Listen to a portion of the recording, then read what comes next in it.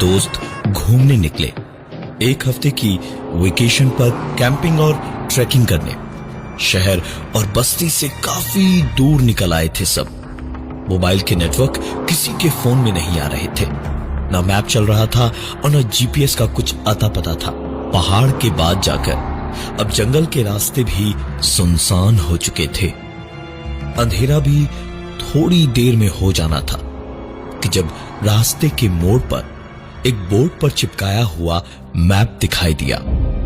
2 minute को गाड़ी रोककर वो मैप उस बोर्ड से निकालकर उन्होंने अपनी गाड़ी आगे बढ़ाई और पीछे बैठी 2 लड़कियां जब मैप पे रास्ता ढूंढने की कोशिश कर रही थी, तब अचानक ड्राइव करते हुए समीर के पास बैठा जतिन चिल्लाया, अबे पागल हो गया क्या? गाड़ी ऐसे क्यों रोकी तूने? समीर बेहद हैरान सा गाड़ी की स्टीयरिंग को देखता हुआ ब्रेक्स और एक्सीलरेटर पे पैर मारते और चाबी घुमाकर गाड़ी स्टार्ट करने की कोशिश करते हुए बोला, यार ब्रेक नहीं मारी मैंने, पता नहीं शायद कुछ गड़बड़ है, दोबारा स्टार्ट करके देखता हूं। लेकिन कई कोशिशों के बावजूद गाड़ी स्टार्ट नहीं हुई और जतिन ने फिर से कहा, समीर तेरा हर बार का नाटक है, कहां कहां से खटारा गाड़ियां जुगाड़ करता है तू। हर ट्रिप पर यही नाटक होता है हर बार। एक के बाद एक सबके सब गाड़ी से नीचे उतरे और सब में बहस होने लगी। समीर खड़े खड़े सबको समझा रहा था कि जब अचानक सब लोग अगर कार के बाहर खड़े थे तो फिर ये हॉर्न कैसे बजा। यही सोचकर समीर तुरंत कार की ओर दौड़ा और अपनी सीट की खिड़की से झांक कर देखा तो पाया कि स्टीयरिंग पे हॉर्न एक ओर से दबा हुआ था। अचानक खाली गाड़ी में वायरिंग की प्रॉब्लम शायद हो सकती है, लेकिन हॉर्न का अपने आप दबना। समीर ने इधर उधर देखा, उसे कोई दिखाई नहीं दिया। उसने जिधर से हॉर्न दबा हुआ था उसके उल्टी तरफ हल्के हाथ से हॉर्न को दबाया तो हॉर्न बंद हो गया। जरूर ढीला हो गया होगा हॉर्न, इसलिए ऐसा हो रहा था। हॉर्न को बंद करके समीर पलटा अपने दोस्तों की ओर और उसने कहा कि अरे सचमुच खटा रहा है यार, इस बार तो मतलब क्या बताऊं। समीर अपनी बात खत्म भी नहीं कर पाया जब दोबारा से हॉर्न बजने लगा। बाकी सब तो ठीक ही थे, लेकिन समीर ने अपनी आंखों से जो अभी अभी देखा था उसकी वजह से इस वक्त घबराहट हर गुजरते पल के साथ बढ़ते जा रही थी। उसने सबसे कहा कि साथ मिलकर गाड़ी को धक्का मारने में मदद करें। सबने वही किया। गाड़ी को धक्का मारते मारते आगे बढ़ाते रहे। जब 6 दोस्तों में से एक के बाद एक रेखा और सुहानी ने थक कर धक्का मारना बंद कर दिया, लेकिन गाड़ी आराम से आगे बढ़ती रही। बचे हुए 4 लड़कों में से एक के बाद एक 3 लोगों ने भी थक के जरा सा हाथ खींचा, लेकिन फिर भी गाड़ी आराम से अकेले समीर धकेले जा रहा था। जब जतिन ने पीछे से आवाज लगाई, समीर रुक जा, समीर रुक जा। आवाज सुनकर समीर ने रुककर पीछे देखा तो सारे दोस्त वहीं खड़े थे। हैरानी से पलटकर उसने वापस गाड़ी की ओर देखा तो गाड़ी अपने आप उस जंगल में आराम से आगे की ओर चलती जा रही थी।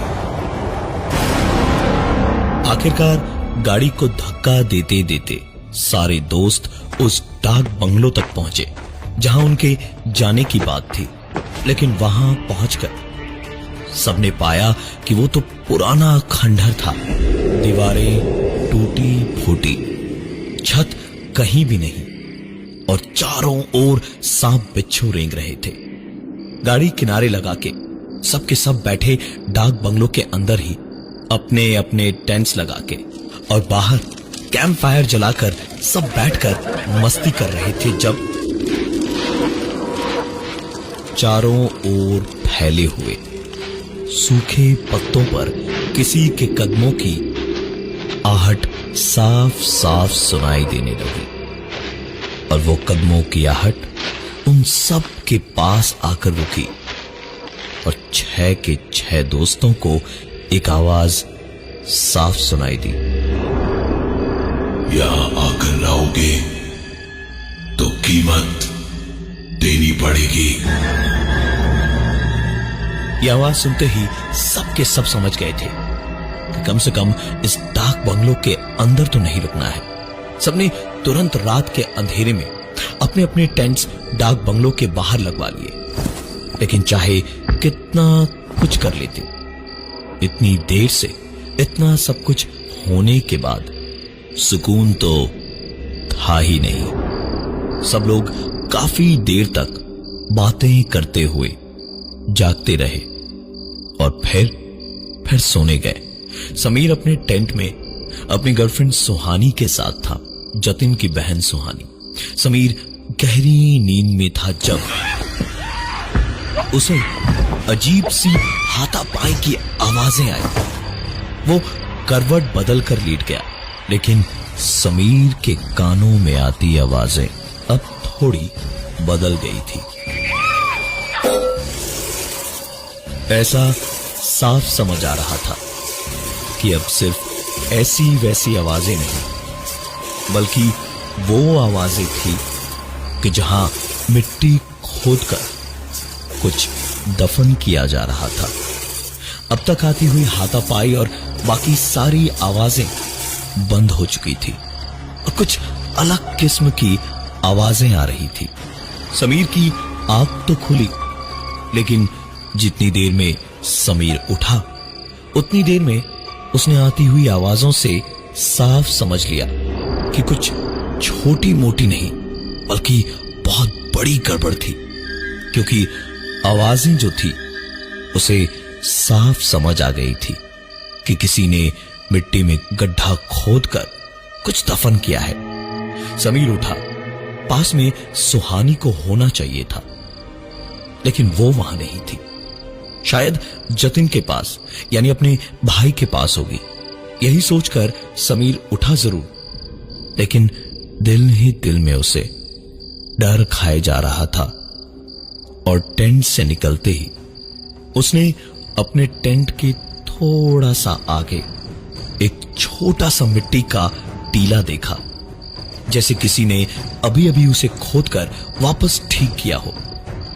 समीर डर, हैरानी और खौफ सबके मिले जुले हाल से उठकर उसी टीले की ओर दौड़ा और टीले तक जाते ही किसी जानवर की तरह उस टीले को हाथों से खोदने लगा और खोदते खोदते आखिरकार उसे सुहानी की दफन की हुई ताजी लाश दिखाई दी। समीर बेहद प्यार करता था सुहानी से। लाश देखते ही उसकी चीख निकल गई और उसकी चीख सुनकर सब के सब टेंट से निकल कर आए और बाहर आकर आधी जमीन में दफन अपनी बहन सुहानी की लाश देखकर जतिन खुद पर काबू नहीं रख पाया और भाई मैंने तुम्हारी बहन को नहीं मारा भाई। जतिन ने समीर के सर पर एक भारी लकड़ी से जोरदार वार करके उसे भी वहीं मार डाला। 6 दोस्तों में अब सिर्फ 4 बचे थे। जब सर से गर्मी और गुस्सा उतरा तो चारों ओर फैला खून देखकर जतिन को समझ आया कि ये उसने एक पल के गुस्से में क्या कर डाला। बाकी तीनों दोस्तों ने बहुत कोशिश की रोकने की जतिन को, लेकिन जतिन को रोक पाना मुश्किल था। कोई सबूत नहीं था कि समीर ने सुहानी को मारा था और जतिन ने समीर को मारा। इसके गवाह उसके दोस्त तो थे और उस लकड़ी के लट पे उसकी उंगलियों के निशान भी। जतिन ने तुरंत अपने दोस्तों से जितनी हो सके उतनी लकड़ियां बटोर लाने को कहा और आखिरकार लकड़ियों के दो बड़े बड़े गट्ठर बना के समीर और सुहानी दोनों की लाशें उस पर डालकर जतिन ने उनकी लाशें जला दी। लाशें जल जाए इसके बाद वो वहां से निकले। इस इंतजार में खड़े ही थे सब लोग, जब अचानक से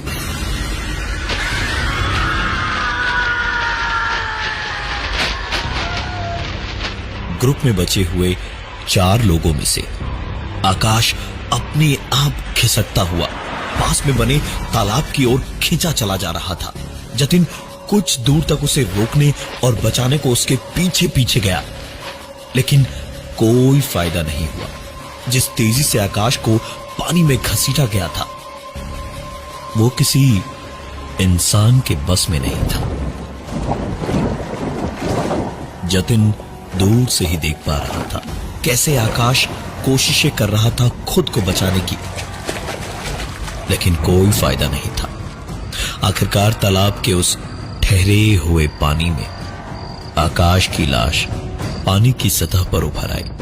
जतिन के साथ अब सिर्फ रेखा और विनय बचे थे। तीनों ने सोचा सुबह तक आसपास साथ साथ रहने में ही भलाई है। एक भी कोई अलग थलग पड़ा तो पता नहीं अब क्या हो। 2 टेंट्स को मिलाकर एक बड़ा टेंट बना के तीनों उसी में बैठे रहे काफी देर तक। जब तीनों ने एक साथ सुना, भैया भैया बचाओ बचाओ भैया बचाओ, सुहानी की चीखें पूरे जंगल में गूंज रही थी। जतिन एक झटके से उठ के खड़ा हो गया अपनी मरी हुई बहन को बचाने के लिए। जब रेखा और विनय दोनों ने एक साथ उसे पकड़ के रोका और चिल्ला के विनय ने कहा, जतिन तू पागल हो गया है क्या? सुहानी मर चुकी है। अभी अभी तूने खुद अपने हाथों से उसे जलाया था। खुद को संभाल, बाहर निकलेगा तो तू बचेगा नहीं भाई, तू बचेगा नहीं। जतिन ने उनकी एक नहीं सुनी और विनय के हाथ में मैप पकड़ाते हुए बस इतना ही कहा, अगर मुझे कुछ हो गया तो यहां से बाहर जाने का रास्ता इस मैप में है। यही मैप शायद तुम्हारी जिंदगी बचा पाएगा। इतना कह के जतिन जबरदस्ती अपना हाथ छोड़ाकर टेंट से निकल गया, सुहानी को पुकारता हुआ, सुहानी सुहानी सुहानी सुहानी। विनय और रेखा डरे सहमे हुए टेंट के अंदर ही थे जब एक बार फिर से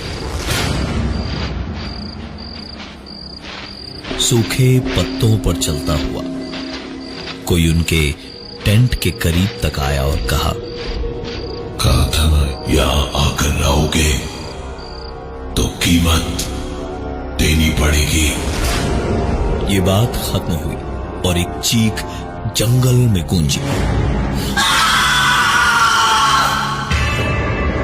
और एक कोहनी से कटा हुआ हाथ उनके टेंट के अंदर किसी ने फेंका। गौर से देखा तो हाथ की कलाई पे बंधे ब्रेसलेट पर नाम लिखा था, जतिन। रेखा और विनय अपनी सांस भी धीमे धीमे ले रहे थे कि कहीं सांस की आवाज से मौत उन्हें ढूंढ न ले। ऐसे ही जागते हुए आंखों आंखों में रात कटी। सवेरा हुआ तो दोनों डरे डरे टेंट से बाहर निकले। विनय ने सामने पड़ी हुई एक लकड़ी उठाई और दोनों ने वापस डाक बंगलों की ओर चलना शुरू किया। एक ओर अभी भी हल्की हल्की आग में जलती हुई समीर और सुहानी की 2 चिताएं थी। सामने तालाब के किनारे लगी हुई आकाश की लाश थी जिस पर कौवे बैठे हुए उसे नोचने की कोशिश कर रहे थे और कुछ ही दूरी पर जतिन की टुकड़ों में कटी हुई लाश थी। दोनों को पता था कि अगर रुके रहे तो अगली बारी उन्हीं की थी। भागते भागते थोड़ी ही दूरी पे जब डाक बंगलों पे पहुंचे तो देखा जो डाक बंगलो कल रात टूटा फूटा खंडहर जैसा था वो अब नया नवेला चमकता हुआ था। अंदर बाहर काफी लोग भी थे। उनकी गाड़ी वहीं किनारे पर खड़ी थी और चाबी लगी हुई थी। विनय की जेब में मैप था ही। विनय गाड़ी स्टार्ट करने की कोशिश कर ही रहा था जब एक मुस्कुराती हुई आवाज सुनाई दी। I hope you enjoyed your stay sir. Vinay और रेखा दोनों ने पलट के देखा तो एक आदमी वेटर की ड्रेस में था और बड़े अदब से मुस्कुराता हुआ उन्हें देख रहा था। विनय और रेखा उसका चेहरा देखते ही रह गए क्योंकि उसका चेहरा जतिन से मिल रहा था। उसने आगे कहा, सर आप 6 लोग आए थे और जा सिर्फ एक दो लोग ही वापस जा रहे हैं। कोई बात नहीं सर, रास्ता याद ही होगा आपको और रास्ते में मैप वापस उसी बोर्ड पर लगा दीजिएगा जहां से आप लोगों ने उतारा था। Have a safe trip sir. And ma'am आप दोबारा जल्दी आइएगा।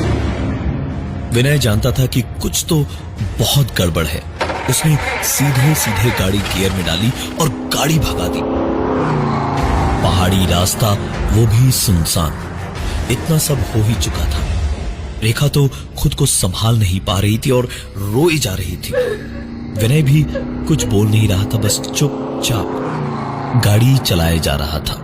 वही मोड़ जहां आते वक्त उनकी गाड़ी अचानक ब्रेक लगने से रुकी थी, उसी मोड़ पर अब दोबारा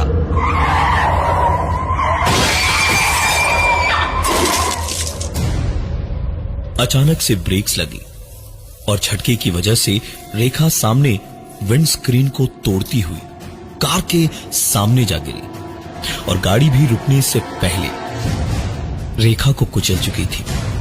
विनय तुरंत गाड़ी से उतरा। उसने रेखा को देखा। आसपास तो क्या, दूर दूर तक कोई नहीं था। विनय ने लाश वापस गाड़ी में नहीं रखी, बस वहां से तुरंत निकल पड़ा। थोड़ा आगे जाने पर उसे वही बोर्ड दिखाई दिया। उसने मैप पर तुरंत बोर्ड को लगाया और गाड़ी स्टार्ट करके अपने घर को निकल पड़ा। वापस पहुंचकर कई लोगों के कई सवालों के जवाब देने थे उसे। ऐसे कई किस्से हैं उस डाक बंगलो के, लेकिन हर बार वही एक जिंदा लौटता है जो उस मैप को बोर्ड पर वापस लगाता है। जाने उस मैप में कौन सी दुनिया में आने और जाने का नक्शा बना है।